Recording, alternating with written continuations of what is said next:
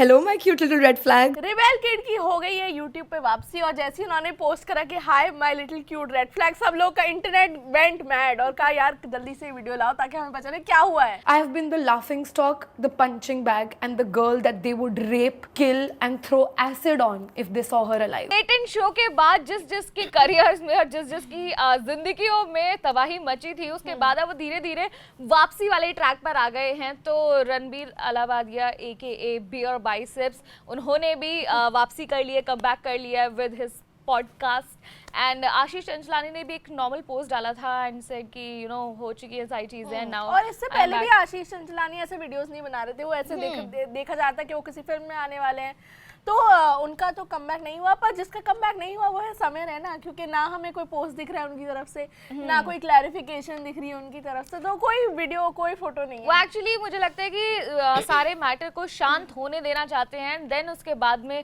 कुछ जो भी आएगा कुछ बड़ा ही आएगा। एंड आई एम श्योर कि इस बार थोड़ा ठीक आए, क्योंकि बहुत सारी हलचल उनके लाइफ में। वैसे ऐसा होता है कि जब बहुत ज़्यादा जल्दी एकदम से सक्सेस मिल जाती है, आप एक हॉट टॉपिक बन जाते हो, सब जगह हर कोई आपकी ही बातें कर रहा होता है। और आपके मतलब उनके एक्चुअली लेटेंट शो, जिसमें अभी रिबेल किड ने भी ये बताया है कि वो कितना एक्साइटेड थी और कितना ज़्यादा जाना चाहती थी on the latent show. And जब उन्हें कॉल आया या मैसेज आया समय का कि भाई आना है और शो करना है, एक एपिसोड करना है, she was super excited. I loved Latent, ठीक है, all of my friends loved Latent। जब कोई Latent का नया एपिसोड आता था तो हम लोग अपने अपने घर पे नहीं देखते थे, हम मिलते थे जस्ट टू सी Latent। मुझे लगता है कि कौन नहीं होगा, मतलब अगर कोई चीज़ ट्रेंडिंग चल रही है यार, तो हमें भी अगर कोई करेगा तो विल बी वेरी एक्साइटेड। हाँ, बस ये है कि थोड़ा सा स्पेक्टिकल हो जाएंगे कि क्या बोल रहे हैं क्या नहीं बोल और रहे हैं। उन्होंने अपनी वीडियो में ये भी बताया कि कैसे लेटेंट में जाना उनका एक सपना टाइप था, क्योंकि वो सारे दोस्त मिलकर लेटेंट देखते थे जैसे एपिसोड रिलीज होता था।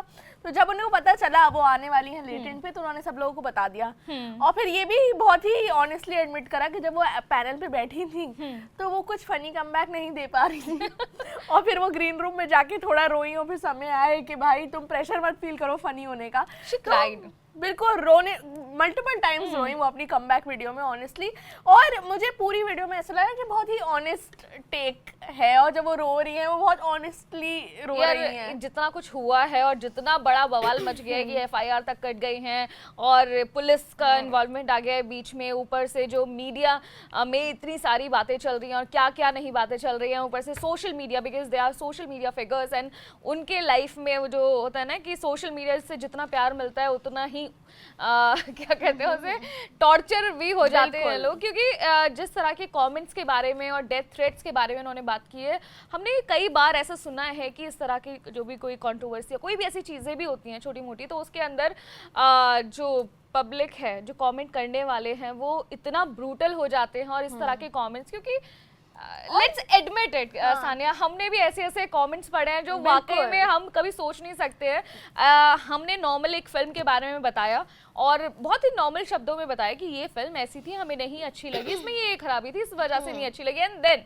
किसी वो हीरो के फैंस जो है वो आर्मी आ जाती है और वो ऐसी इंतहाई बेशर्मी वाली जो गालियां हैं, मतलब इतने क्रिएटिव तरीके से वो उधर कमेंट्स, कभी कभी हमें पढ़ के भी लगता है कि यार वाह क्या क्रिएटिव जोक मारा है हम पर कभी कभी वो बहुत ही ब्रूटल हो जाता है। तो ऑफ कोर्स मुझे ऐसा भी लगता है कि जो पैनल में 4 लोग बैठे हुए थे, हो सकता है उसमें सबसे बुरी जो मैसेजेस और कमेंट्स आए हैं वो अपूर्वा को ही आए होंगे, क्योंकि बहुत ईजी होता है यार, इजी टारगेट। बियर बाइसेप्स नहीं बोल रहे कि मुझे डेथ थ्रेट्स आए, या वो नहीं बोल रहे कोई मुझे बोल रहा है कि मैं एसिड फेंक के चला जाऊंगा। ये वाली जो सारे कमेंट्स हैं ये सिर्फ अपूर्वा को ही आए हैं और इसकी वजह से ही उन्होंने बोला कि हाँ मैं गलत थी, जो मैंने जोक मारा वो गलत था, मैं फनी होना चाह रही थी और मैंने ऐसी चीजें बोल दी जो मुझे नहीं बोलनी चाहिए थी। पर मुझे रेप थ्रेट्स, डेथ थ्रेट्स भेजना तो गलत ही है।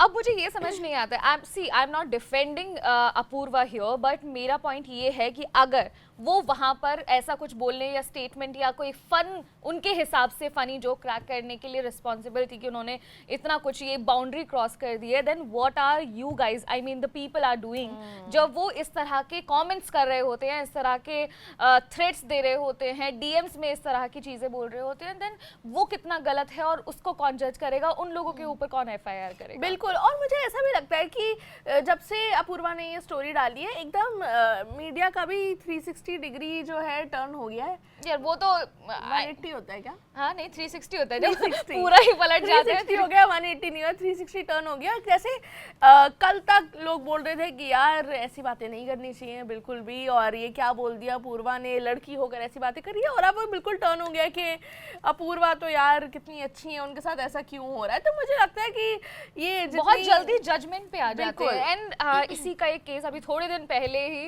रिया चक्रवर्ती के बारे में हमने बात की थी कि जो उनके साथ हुआ और ये जो 4 और 5 साल रहे उनके लाइफ में, और जिस तरीके से ठीक है जो कोर्ट ट्रायल या फिर जो पुलिस वाले इन्वेस्टिगेशन चल रही थी वो सेपरेट थी, वो एक लीगल प्रोसीजर था, लेकिन जो सोशल मीडिया कमेंट्स, जो डेथ थ्रेट्स और जो नेम कॉलिंग चल रही थी, वो सब कुछ जो झेलना होता है ना, मैं उसके लिए पूछना चाहती हूँ कि ये एकदम से जज क्यों बन जाते हैं लोग, और वो अपने क्यों सुनाने लग जाते हैं कि भाई बिल्कुल, भैया और हमने तो ये- मान ही लिया कि तुम कसूरवार हो। और ये सालों का ट्रॉमा है जो शायद फिक्स होते होते कितने ही साल लगेंगे, हो सकता है फिक्स भी ना हो, क्योंकि ऑफ कोर्स रिबेल किड के साथ जो हुआ वो ऐसे 2-3 महीने लास्ट किया, रिया चक्रवर्ती के साथ ज्यादा टाइम लास्ट किया, पर जो ट्रॉमा दोनों लड़कियों को मिला है, आई एम श्योर बहुत सारी और लड़कियों को भी मिला होगा। goes with these men too. I mean, जो उसमें आशीष चंचलानी है, वो उसने तो बोला भी नहीं कुछ, एंड वो क्योंकि वो उस पैनल में बैठे हुए थे साथ में, तो वो भी बहुत फंस गए इसके अंदर।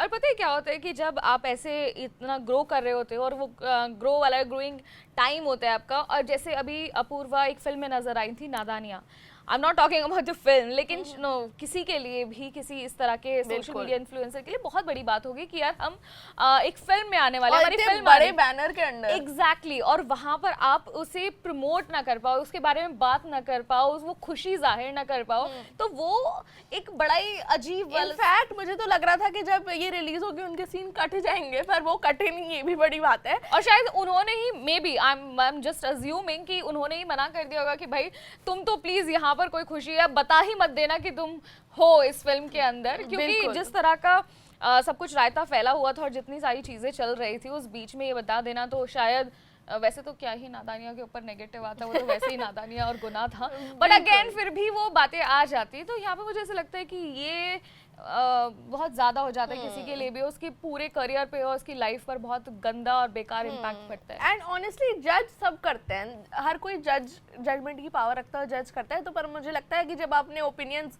किसी दूसरे इंसान तक पहुंचा रहे हो, ये कमेंट्स लिख रहे हो, ये सारे मैसेजेस कर रहे हो, थोड़ा सा माइंडफुल अगर लोग रहे तो यही बात जब आप उनके लिए बारे में बोल रहे हैं कि Exactly. उन्हें बड़ा माइंडफुल होना चाहिए था उस टाइम पर, वो क्या बोल रही हैं, क्या जो क्रैक कर रहे हैं, तो मुझे लगता है कि जब कमेंट लिखे जा रहे थे या इस तरह के डीएम्स हो रहे थे, तो वहां पर उनकी कौन बाउंड्री सेट करेगा यार? अगर उधर बाउंड्री सेट करने की जरूरत है तो इधर भी तो बाउंड्री सेट करने की बिल्कुल जरूरत है। बाउंड्रीज हर जगह सेट करनी जरूरी है, और स्पेशली जब आप इतनी इजीली औरतों को हेट भेज देते हैं सोशल मीडिया पे, वो ना करें और अपने शब्दों के साथ थोड़े माइंडफुल रहें यार, ताकि लोगों को ट्रॉमा ना हो, आराम से जी पाए। अगर किसी की गलती है वो आके एक्सेप्ट कर लें। एग्जैक्टली, और अगेन वी आर सेइंग कि we are not defending here anyone, but just saying कि आपकी ये जो डीएम और ये छोटे से कमेंट्स जिसमें कुछ सेकंड्स लगती हैं, वो किसी की लाइफ को कितना इम्पैक्ट कर सकते हैं और क्या मेंटल ट्रॉमा दे सकते हैं। और जब आप एक उंगली किसी में उठाते हैं तो वो 3 उंगलियां, आप क्यों 3 ना या 4? मैं भी 4 बोलती थी लेकिन अंगूठा